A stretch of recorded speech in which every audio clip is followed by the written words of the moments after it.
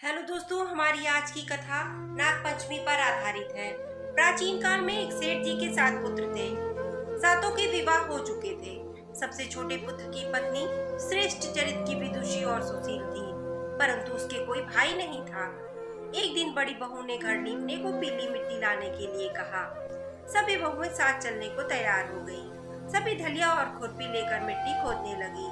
तभी वहां एक सर्प निकला, जिसे देख बड़ी बहू खुरपी से मारने लगी। यह देखकर छोटी बहू ने उसे रोकते हुए कहा, मत मारो इसे, बेचारे को छोड़ दो।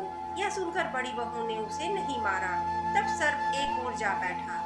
तब छोटी बहू ने उससे कहा, हम सभी लौट कर आते हैं, तुम यहाँ से जाना मत। यह कहकर वह सबके साथ मिट्टी लेकर घर चली गई और वहाँ कामकाज में फंसकर सर्प से जो वादा किया था उसे भूल गई। उसे दूसरे दिन वह बात याद आई तो सबको साथ लेकर वहाँ पहुंची और सर्प को उस स्थान पर बैठा देखकर बोली, सर्प भैया नमस्कार।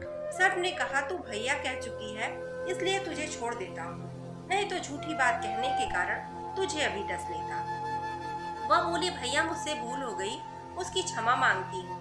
तब सर्प बोला, अच्छा तू आज से मेरी बड़ी बहन हुई और मैं तेरा भाई हुआ, तुझे जो मांगना है मांग ले। वह बोली, भैया मेरा कोई नहीं है, अच्छा हुआ जो तू मेरा भाई बन गया।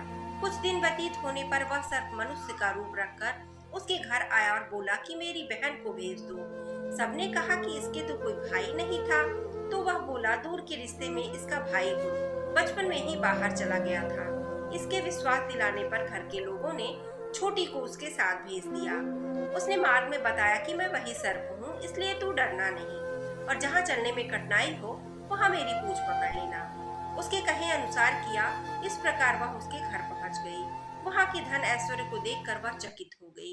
एक दिन सर्प की माता ने उससे कहा, मैं काम से बाहर जा रही हूँ, तो अपने भाई को ठंडा दूध पिला देना। उसे यह बात ध्यान से न रही और उसने गर्म दूध पिला दिया, जिससे उसका मुख बेतरह जल गया। यह देखकर सर्प की माता बहुत क्रोधित हुई, परंतु सर्प के समझाने पर शांत हो गई। तब सर्प और उसके पिता ने उसे बहुत सा सोना, चांदी, जवाहरात, वस्त्र, भूषण आदि देकर उसके घर पहुंचा दिया। इतना ढेर सारा धन देखकर बड़ी बहू ने ईर्ष्या से कहा, भाई तो बड़ा धनवान है, तुझे इससे भी ज्यादा धन लाना चाहिए। सर्प ने यह वचन सुना तो सब वस्तुएं सोने की लाकर दे दी। यह देख बड़ी बहू ने कहा, इन्हें झाड़ने की झाड़ू भी सोने की होनी चाहिए। तब सर्प ने झाड़ू भी सोने का लाकर रख दिया। सर्प ने एक छोटी बहू को हीरा मणियों का एक अद्भुत हार दिया। उसकी प्रशंसा उस देश की रानी ने भी सुनी और राजा से भी बोली कि एक सेठ छोटी बहू का हार यहाँ आना चाहिए। राजा ने मंत्री को हुक्म दिया कि उससे वह हार लेकर शीघ्र उपस्थित हो।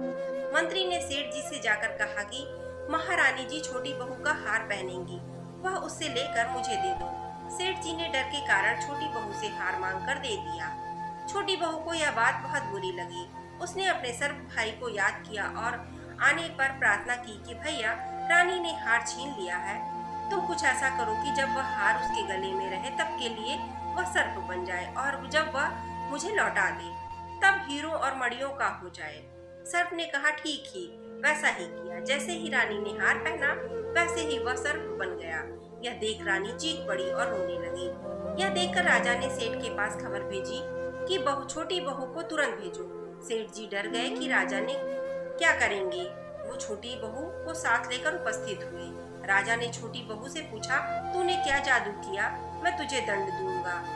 छोटी बहू बोली, राजन, धृष्टता क्षमा चाहिए, यह हार ही ऐसा है कि मेरे गले में हीरो और मणियों का रहता है और दूसरे के गलों में सर्प बन जाता है। यह सुनकर राजा ने वह सर्प बना हार उसे देकर कहा, अभी पहन कर दिखाओ।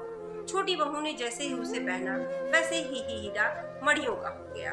यह देखकर राजा को उसकी बात का विश्वास हो गया और उसने प्रसन्न होकर उसे बहुत सी मुद्राएं भी पुरस्कार में दी। छोटी वह अपने हार और सहित घर लौट आई। उसके धन को देखकर बड़ी बहू ने ईर्ष्या के कारण उसके पति को सिखाया कि छोटी बहू के पास कहीं से धन आया है। यह देखकर उसके पति ने अपनी पत्नी को बुलाकर कहा, ठीक ठीक बता कि यह धन तुझे कौन देता है। तब वह सर्प को याद करने लगी। तभी उसी समय सर्प प्रकट होकर कहा, यदि मेरा धर्म बहन के आचरण पर संदेह प्रकट करता है तो मैं उसे खा लूंगा। यह सुनकर छोटी बहू का पति बहुत प्रसन्न हुआ और सर्प देवता को बड़ा सत्कार किया। उसी दिन से नाग पंचमी का त्योहार मनाया जाता है और स्त्रियां सर्प को भाई मानकर उसकी पूजा करती हैं। दोस्तों, आपको कहानी कैसी लगी कमेंट में अपनी राय जरूर शेयर करें। धन्यवाद।